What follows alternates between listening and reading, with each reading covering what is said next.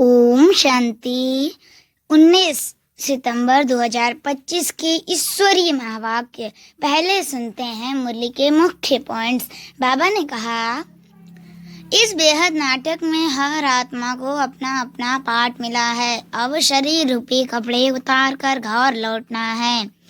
बाप कोई कार्य प्रेरणा से नहीं करते, वे करण करावनहार हैं, शरीर द्वारा ही स्थापना कराते हैं। परमपिता परमात्मा निराकार है, वे भी पाठ बजाने के लिए रथ में प्रवेश करते हैं। फिर नेक्स्ट पॉइंट, संगम युग पर ही बाप आते हैं, नई दुनिया की स्थापना और पुरानी का विनाश कराने। लास्ट में बाबा ने कहा, श्रीमत पर चलने से 21 जन्म श्रेष्ठ पद मिलता है, आसुरी मत पर चलने से पतन होता है। और आप सुनते हैं महावाक्यों को विस्तार से। मुरली का सार। मीठे बच्चे, इस बेहद के नाटक में तुम आत्माओं को अपना अपना पार्ट मिला हुआ है। अभी तुम्हें यह शरीर रूपी कपड़े उतार घर जाना है, फिर नए राज्य में आना है। प्रश्न, बाप कोई भी कार्य प्रेरणा से नहीं करते, उनका अवतरण होता है।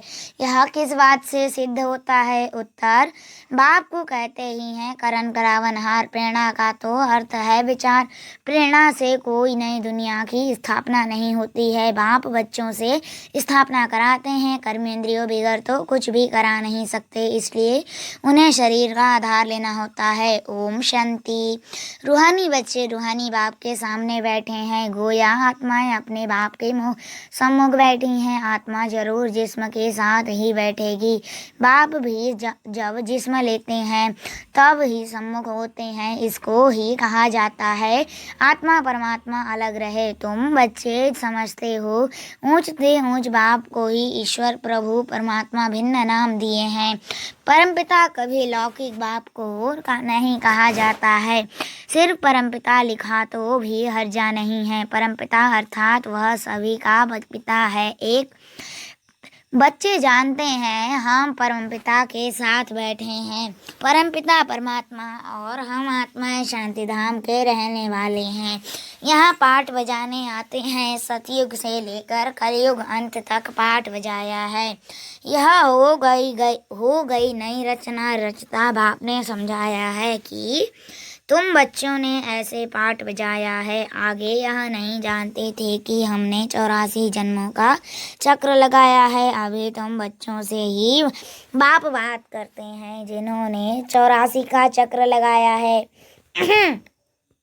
सब तो 84 जन्म नहीं ले सकते हैं। यह समझाना है कि 84 का चक्र कैसे फिरता है।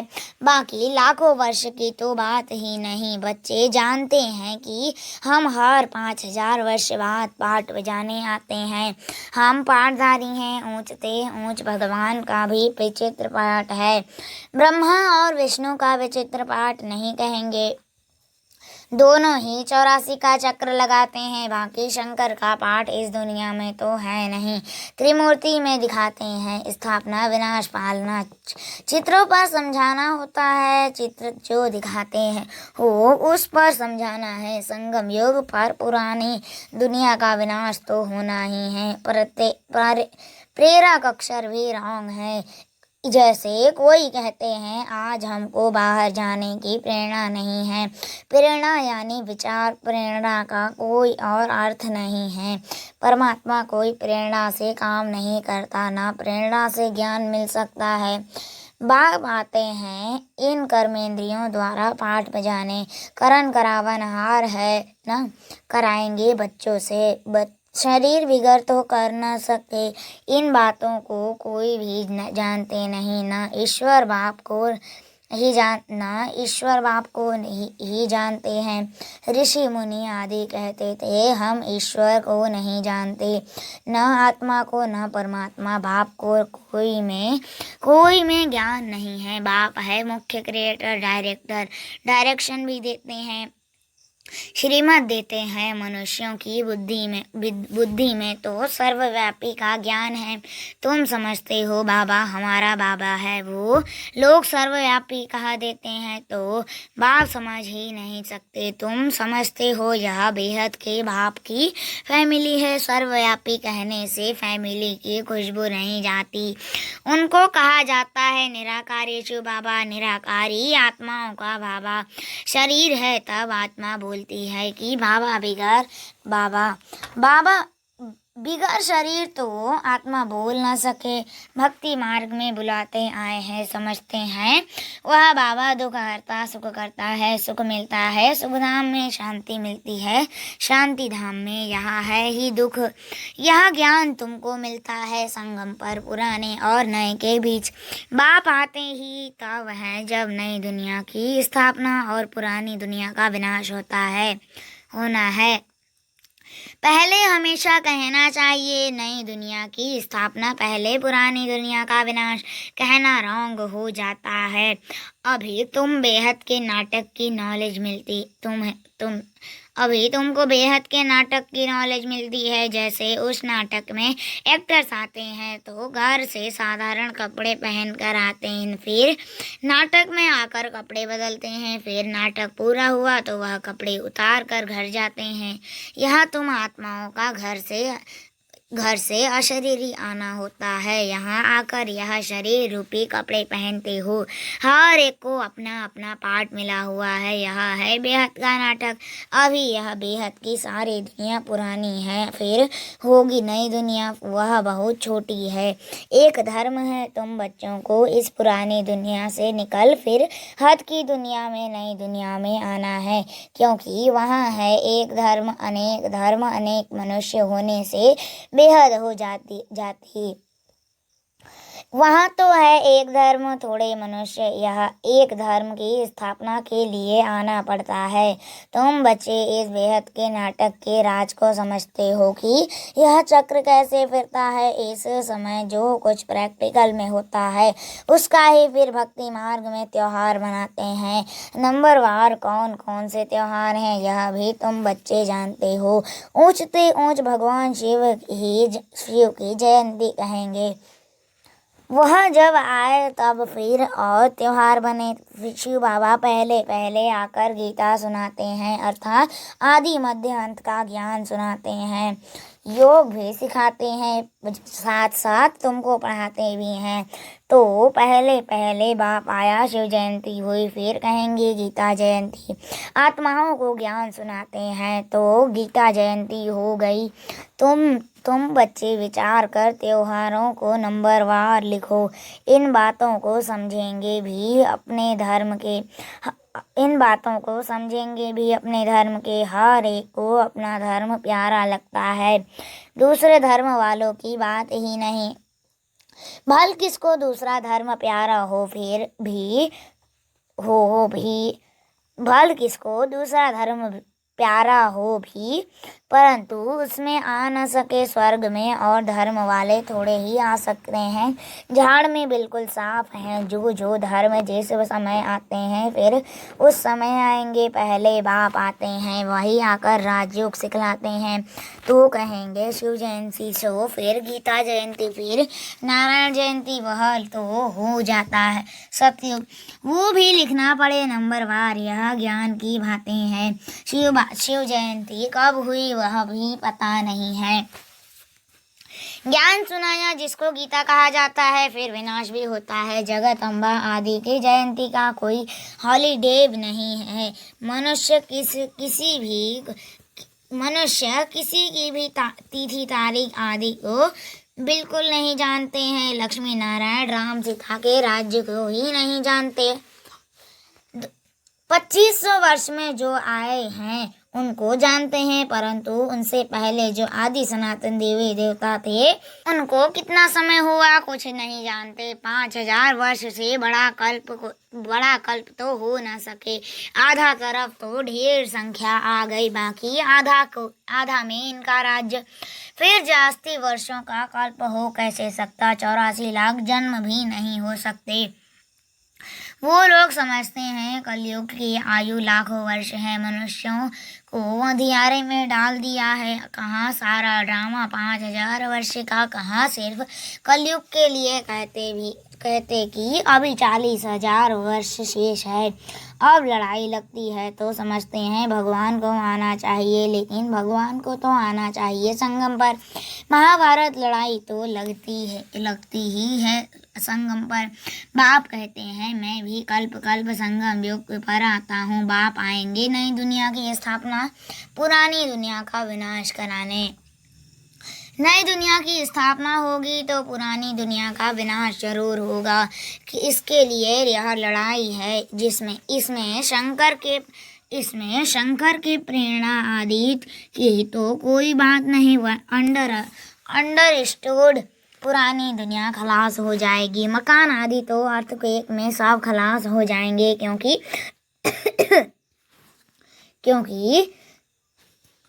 मकान आदि तो अर्थक्वेक में सब खलास हो जाएंगे, क्योंकि नई दुनिया चाहिए। इनको नई दुनिया थी जरूर, दिल्ली पर स्थान थी, जमुना का कंठा था, लक्ष्मी नारायण का राज्य था। चित्र भी है, लक्ष्मी नारायण को स्वर्ग का ही कहेंगे। तुम बच्चों ने साक्षात्कार भी किया है कि कैसे स्वयंवर होता है। यह सब पॉइंट्स बाबा रिवाइज कराते हैं।